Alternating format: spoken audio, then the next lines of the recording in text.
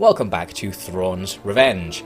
Last time we rampaged through the New Republic, destroying their fleets, so they're not going to be much of a threat to us anymore. We took some territory from Zinja's Empire up in the corner of the map. That was pretty easy. The regular Empire tried to attack us, but we did a really cheeky space station defense and got rid of them with some help from some rogue Empire forces. And then I decided to take revenge on the Empire by rampaging to Coruscant, which was surprisingly easy.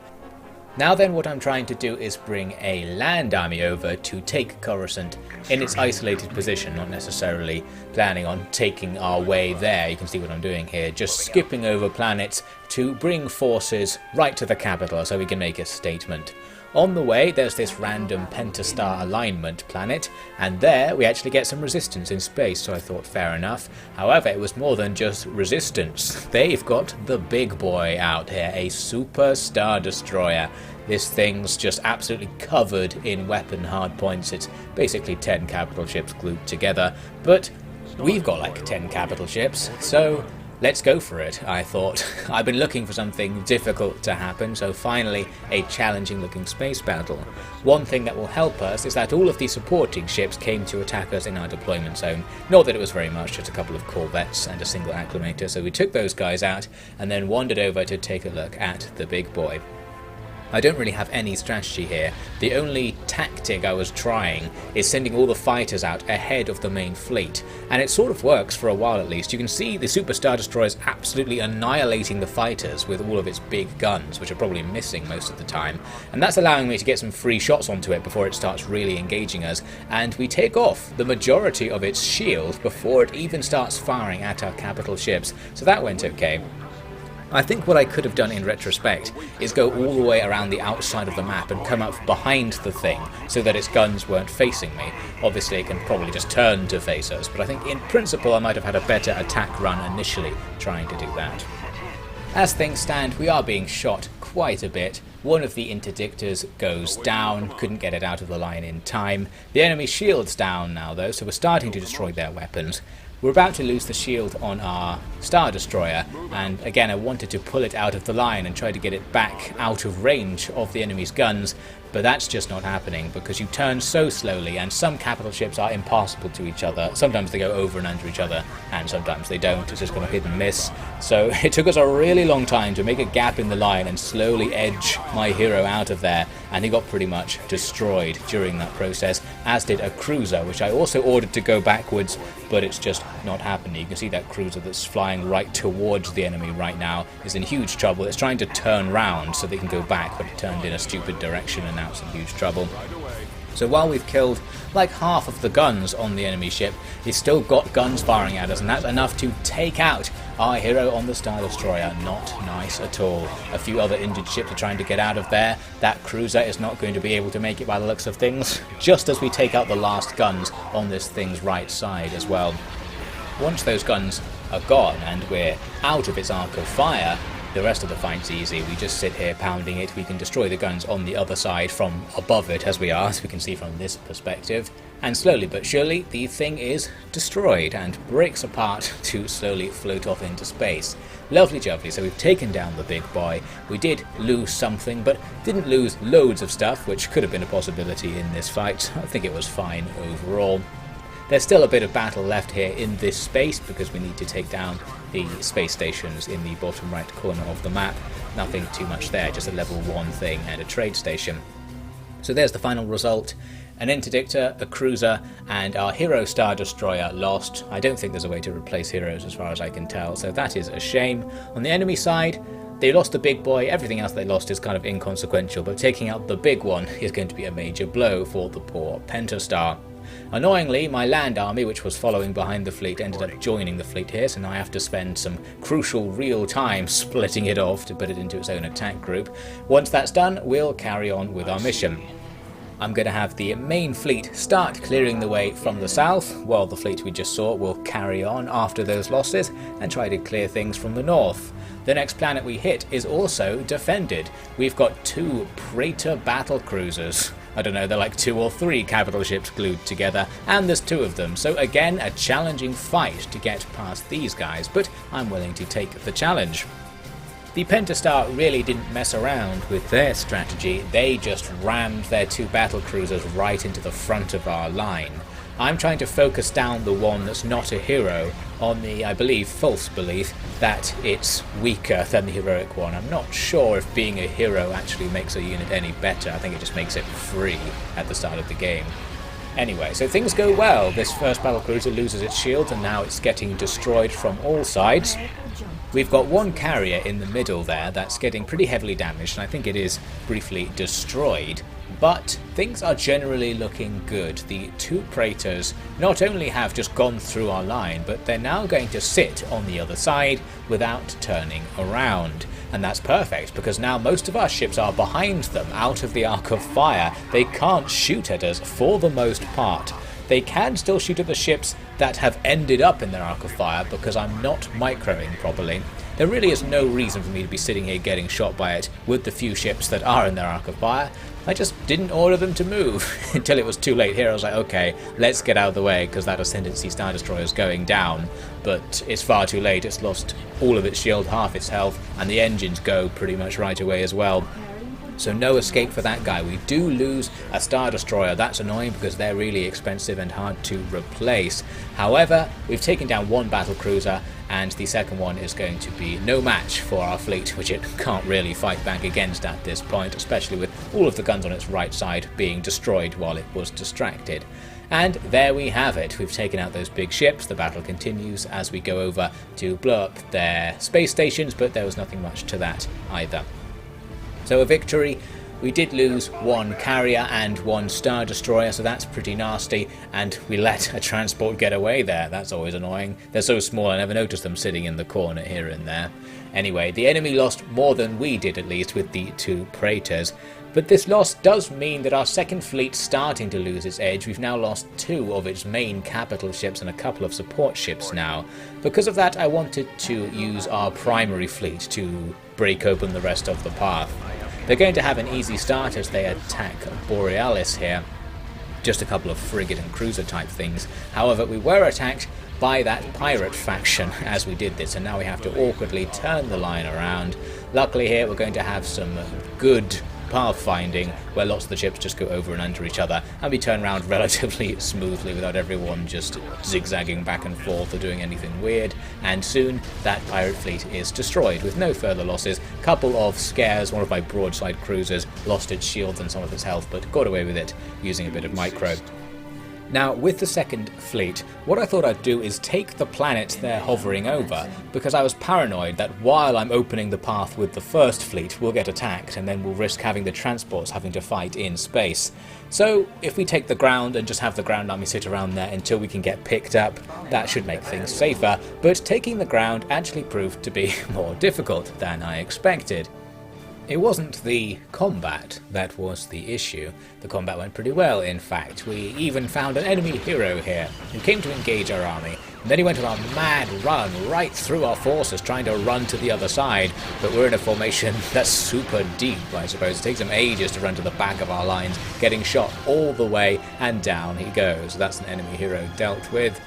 As for their army, they just had the odd light vehicle and a couple of squads of infantry, and we took them down no problem and just carried on pushing towards the capture point. But I noticed something strange as I was moving along. I kept seeing bodies from my infantry lying on the floor, and I was like, wait a minute, when did those guys die? Was I paying attention?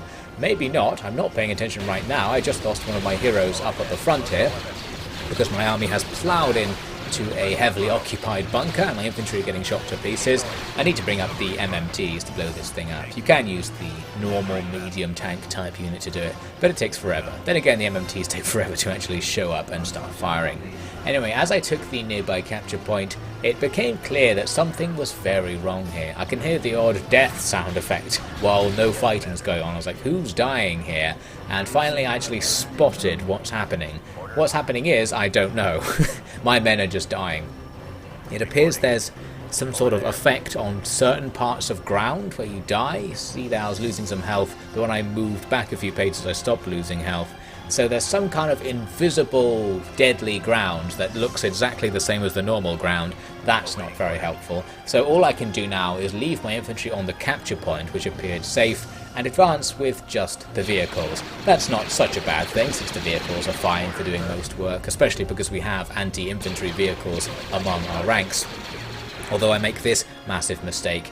When I wanted to attack those infantry, I accidentally pressed Control A and attack rather than 1 and attack, which was my control group for using just vehicles. Usually I just do Control A attack move in most battles to do most things, so I've gotten into the habit of doing it, and as a result, I ordered my infantry off the capture point, and by the time I look back, they're all gone. The heroes are still alive, so that's something. But yes, I lost all of my infantry to the mysterious invisible foe on this planet. I thought maybe it's supposed to be like hot ground, but it looks the same as normal ground, so who knows. Anyway, what I had left eventually pushed on and found the enemy base and didn't have much trouble taking it down. I even used scout bikes to find enemy buildings and just bomb them to speed things up. And eventually the enemy retreat. We lost a unit of commandos and 2 units of regular infantry.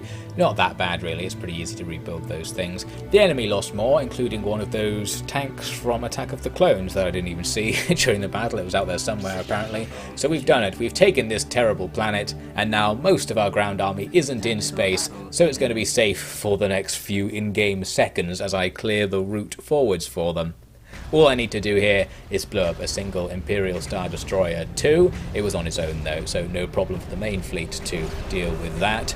And then our ground army can continue on, so I only really bought myself like 5 seconds of safety by doing that. For no particular reason, I'm just going to hold the planet. I'm going to start building things on it. It's a really bad planet, it's got like no building slots, but we'll defend it just for no reason since we're there. Meanwhile, our main fleet and what remains of the army push on to Coruscant.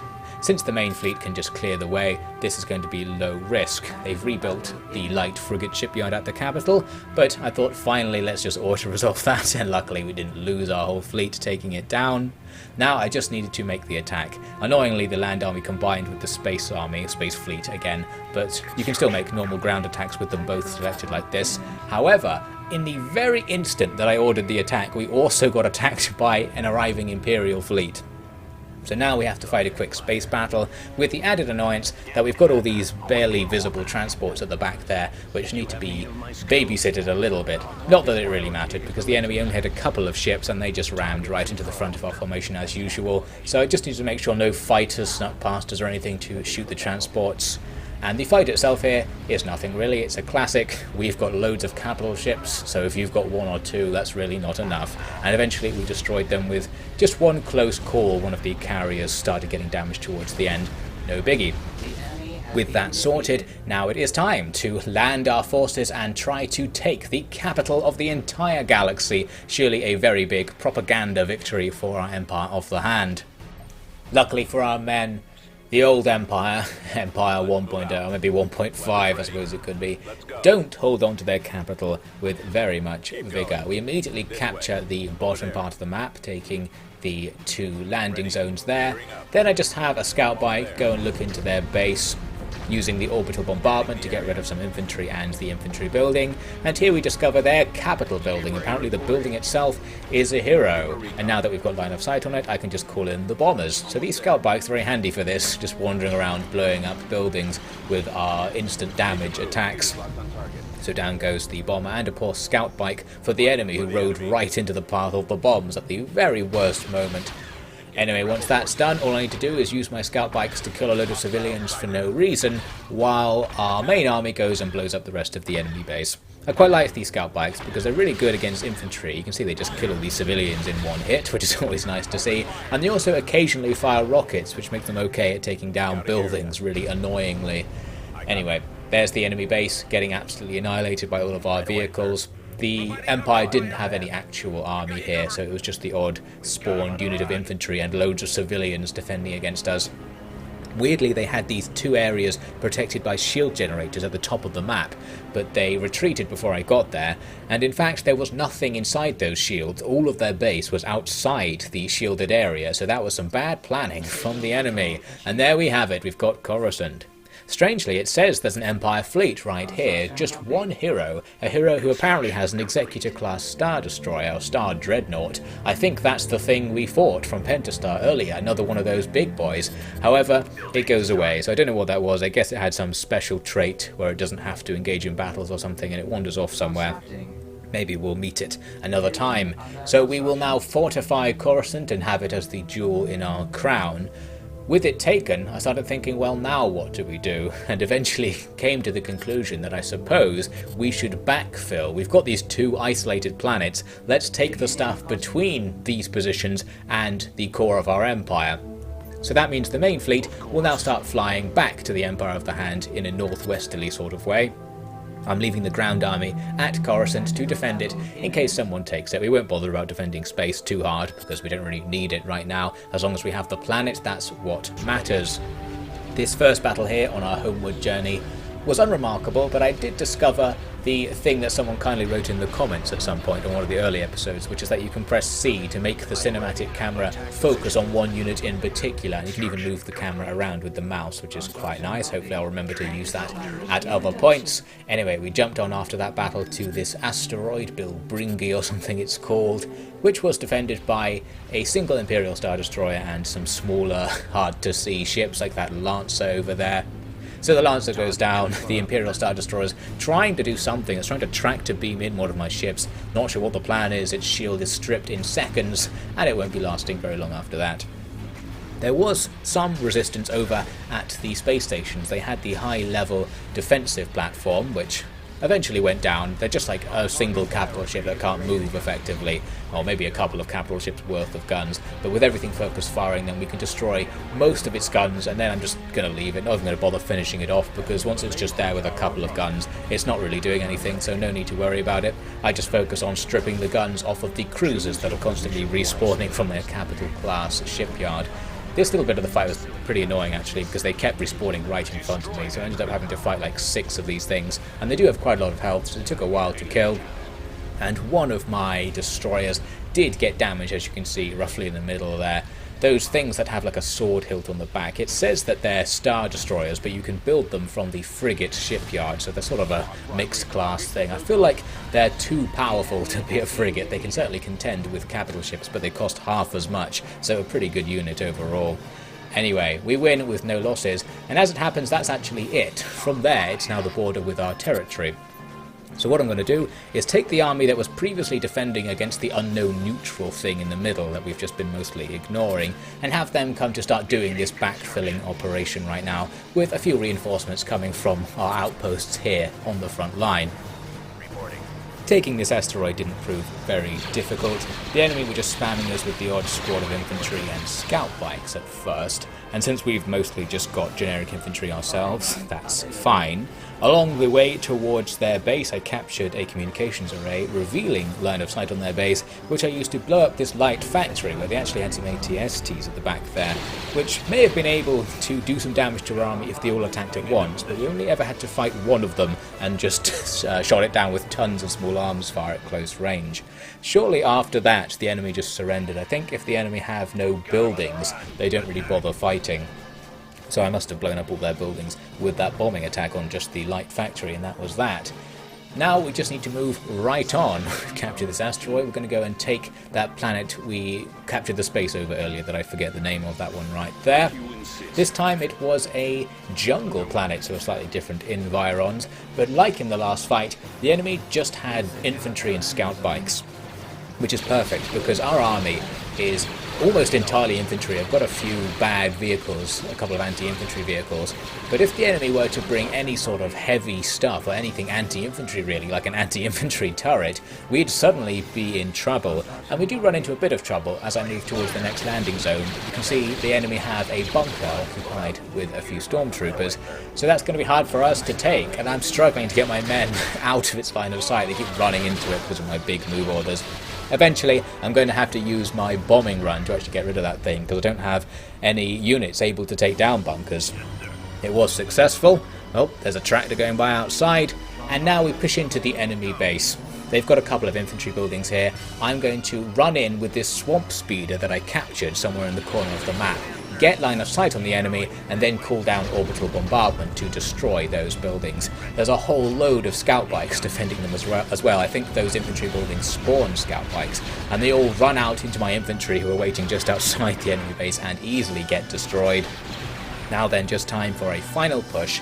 I push the infantry in, taking care to stay on the south side of the enemy base because they had a bunker with more infantry on the north side that was soon destroyed by those bombs, and their last building, a tax collection building, should now go down without trouble. As for what happens after this, I'm going to have to give you my apologies. You may remember in the previous Star Wars Emperor at War series that sometimes when I filmed the game, it just gave me a black screen at the end of the recording. So, the next hour of what happens in the campaign is a mystery. It's just the sound of explosions and stuff. So what we're going to have to do here is in the next part, we'll be transported forward 1 hour to see how the Empire of the Hand looks. I think, to be fair, I didn't do anything particularly interesting. It was a while ago that I played it, actually, at the time of recording. But the fact that I don't remember anything in particular happening suggests that nothing particularly good happened. So, we'll see how Thrawn and his buddies are doing in the next part.